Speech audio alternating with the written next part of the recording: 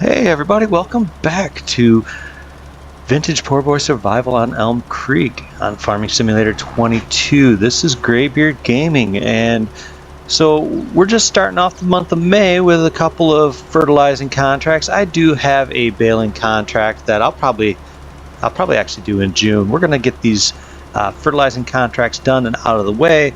Then we are going to switch to sleep so that we can rotate over into June. And once we are into June, then we can sell our soybeans, which the extra income from the soybeans will be fantastic. It's not necessarily though. We do have $68,744 available to us, but I really want to get it so that we have even more, because we are going to purchase this field here today as well, because there's no real reason not to, I guess. I mean, it's got soybeans in it. It's not I don't think that we're going to get any contracts for it because soybeans don't really require fertilizer. So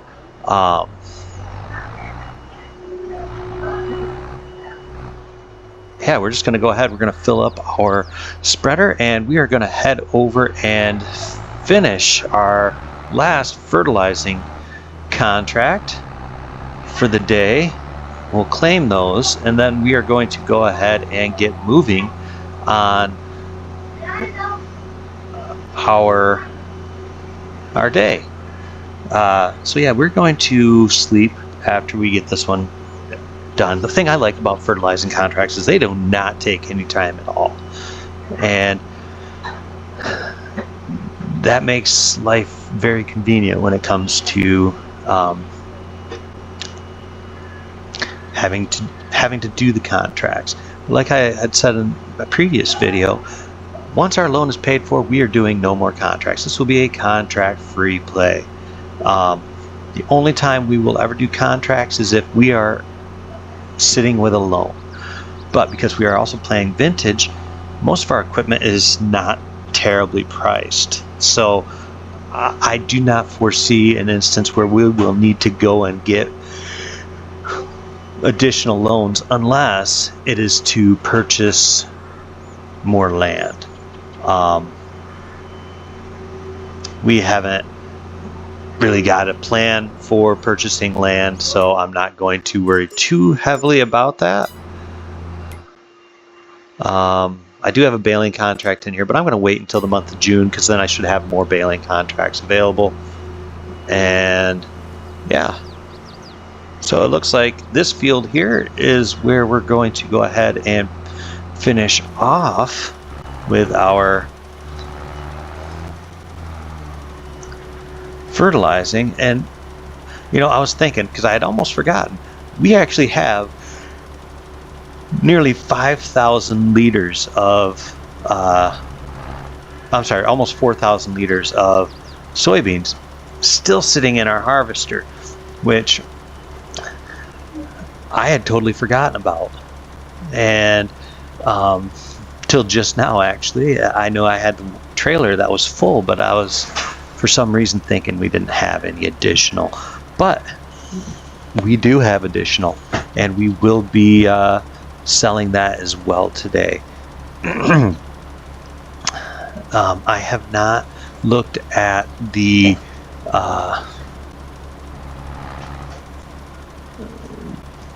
sales for used vehicles and equipment for a couple months, just because it's not been on my mind. Yeah, I mean, I should take a look, see if the Fiat is there or the Gleaner. I just haven't. So I'll have to go ahead and do that too. And you know what? We can do that really quick while we're making this swipe. And there is a nice combine in there. That would be nice. Another trailer, which we don't really need. Bale wrapper. So I mean, there is stuff, but I just don't think that any of it's stuff we need. I would like the the harvester, it would be a nice harvester to have. We have the money for it even, but I feel like it might be too modern. I guess I can do some research and see if it actually is too modern, but it's still going to be, even used, it's more expensive than both the gleaner with the gleaner's header.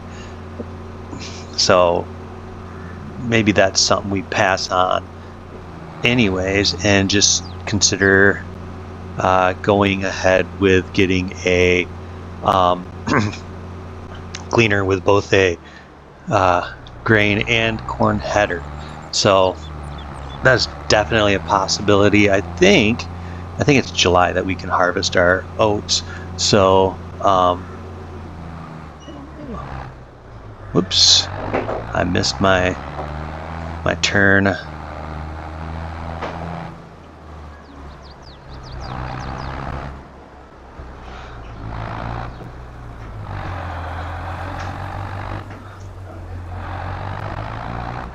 Oh, that's silly. I'm gonna have to get out, and I'm actually gonna have to fix this because I am hung up on a branch. There we go. Look at that. We got our imaginary winch out and hooked it up to a tree and pulled ourselves aside. Now, how's that for role playing, guys?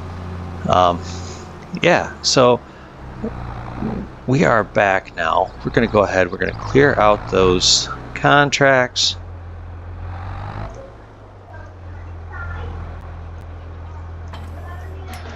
And obviously we're going to autosave. But yeah, we're going to go ahead and clear out this contract. I don't think that there's any other contracts coming through. Nope. So what we will do is we're going to take this over, hook it to the wagon.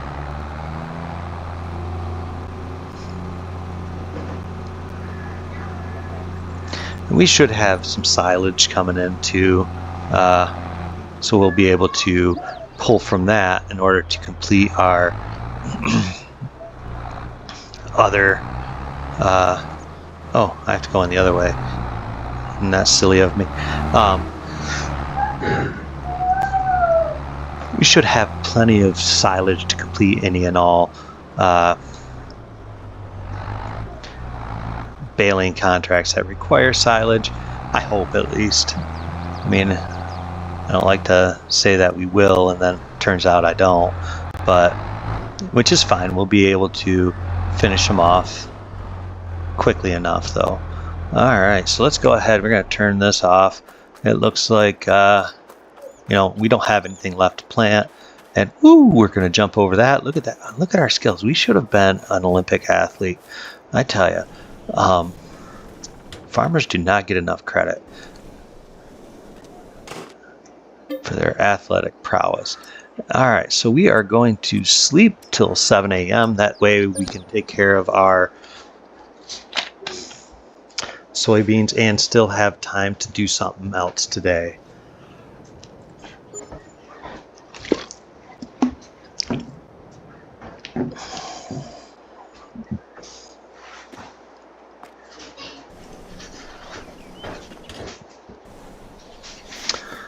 And, you know, while I was doing that, I remembered I was going to purchase this field last month, and I didn't. So we're going to go ahead. We're just going to do that really quick.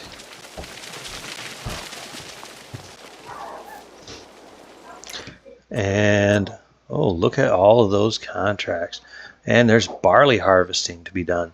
And a couple of those fields are actually fairly close to us. So what we're going to do is we're going to accept that one.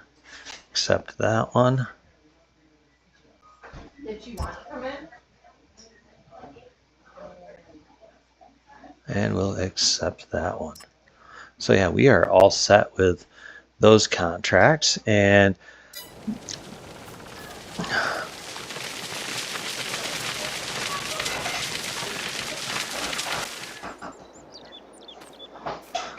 somehow I have snow in the shovel. That's weird. Like, it's June and the snow won't melt because it's in the shovel. I'm hoping we can clear that up. All right, so let's go ahead and hop in the D21, get her started up. We're going to go ahead and see where we can sell our soybeans, because they should be at peak this month. And it looks like Goldcrest Valley is the highest. I don't really like getting the train, because we have about 13,000, but it's going to be, you know, it would take basically 4,000 just to, you know what, I'm not going to mess with it. I don't have enough to justify dealing with all of that. So we're going to go ahead. We're just going to take it down to Feed and Grain South, get it sold, and then get back to get the remainder out of our harvester, because there are fields to be harvested. And I really didn't think I'd want to harvest with our... Did I not buy the field? I thought for sure I hit buy. Alright, well, I didn't do it. There, now we own it. Now it's ours. So now we're down to $21,000 again, which, you know, that's unfortunate that we have so little money again. While we're driving down here, you know, I've set this cruise control. Let's take a quick peek, and there is only a trailer. That's it. How disappointing. I guess that this time of year, maybe there's not a lot of equipment being sold. Farmers are actually in the field. They're too busy to sell the stuff they don't need anymore. So we're going to go with that story. We're sticking to it. Now, we're going to get a fair chunk of money off of this. This is going to be just over, I think it's going to be just under, I think right around 27,000 that we're going to get between the two trips that we're going to make. And that's going to leave us with a good substantial amount of money. And we can do some contracts as well. So that'll probably be the next thing that I think about, is more contracts. And we will have to see what's available.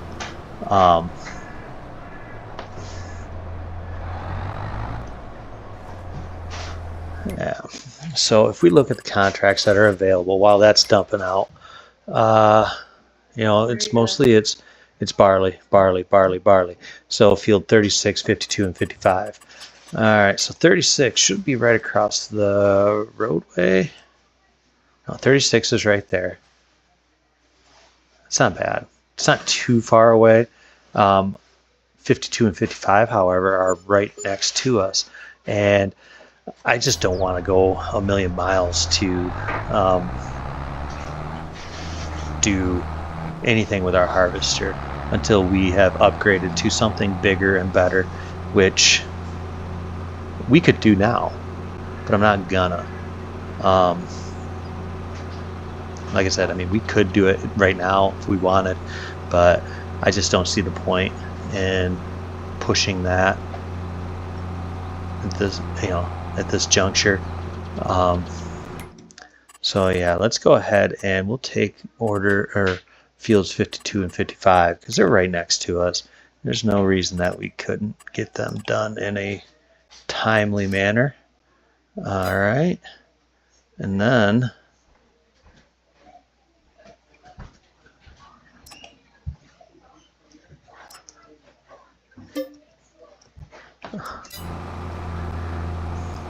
keep on accepting baling contracts. And what I'm going to do is I'm going to send my forage wagon up to that field with the tractor, and we'll get those started with an AI worker doing the grass cutting so that we can get started on getting everything around for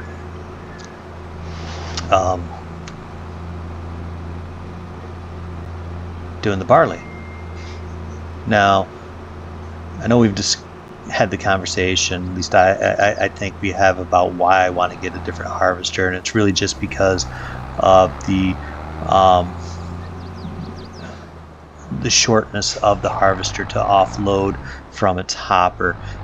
I can't utilize the maximum capacity of my trailer, so with that harvester I'm only able to use it as a 16 or 17,000 liter, and that's just not that's the tractor I want to go and take up to the field for grass.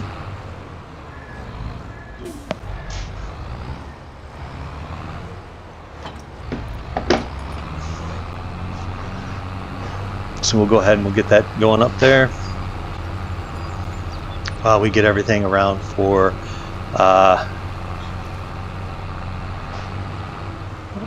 harvesting.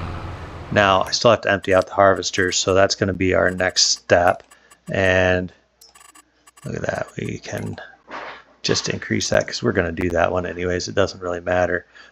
Field 36 was the one that was way off to the side. We're not going to worry about that one right now. We will go ahead and drive up here, get our harvester out, and I'm mistaken, we only had 2,350 liters remaining in here. Not a whole lot actually at all, but we will go ahead and get this emptied out.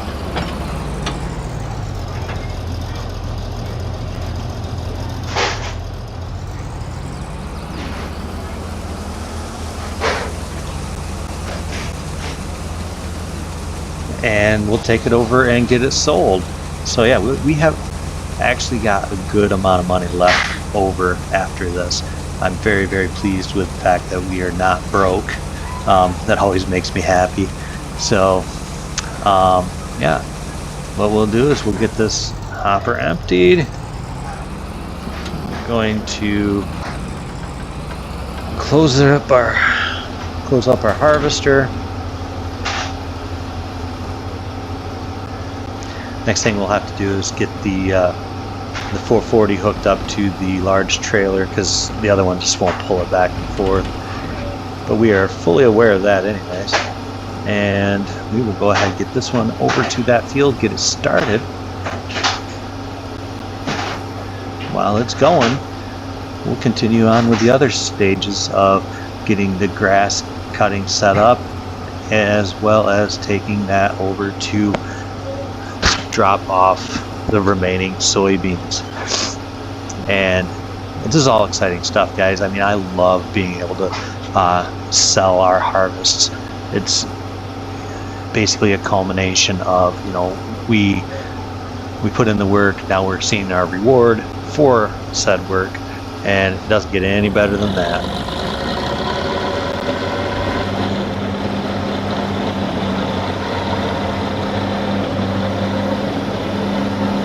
Because we do not own this, I do not have the baling of straw mod.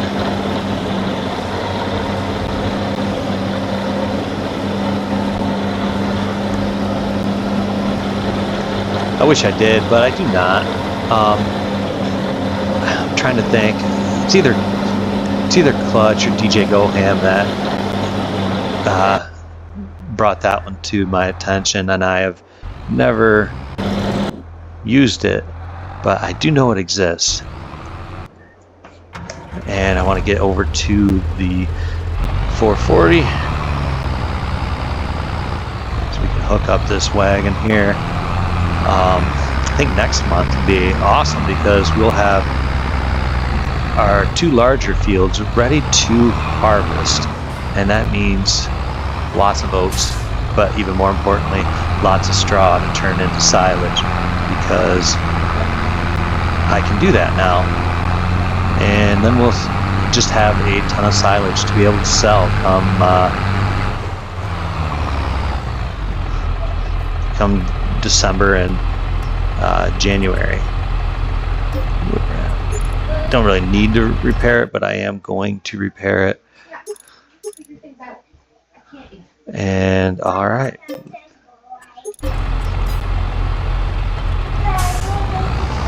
get him over to the field so that we can empty it out into this.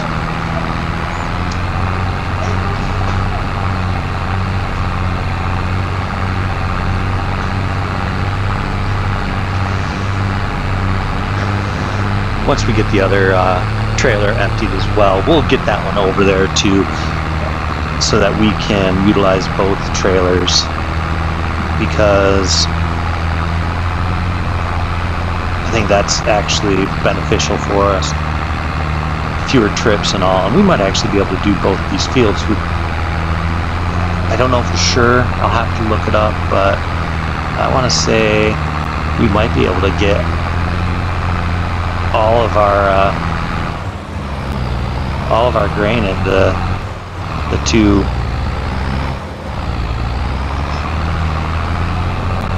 Oh, don't want to drive through their crops, but I did. Luckily, I can't destroy theirs, only our own.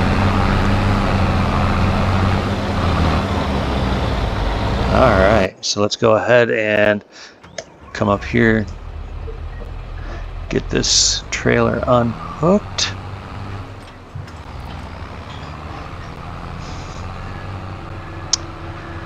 Now, the other thing we have to remember is I have equipment up here somewhere.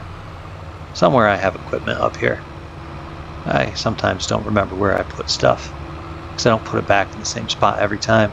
I really should do that.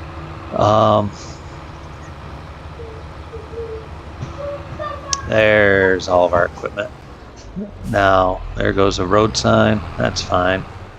Road signs, they're really just, you know, suggestions, I guess, is what we're going to call them.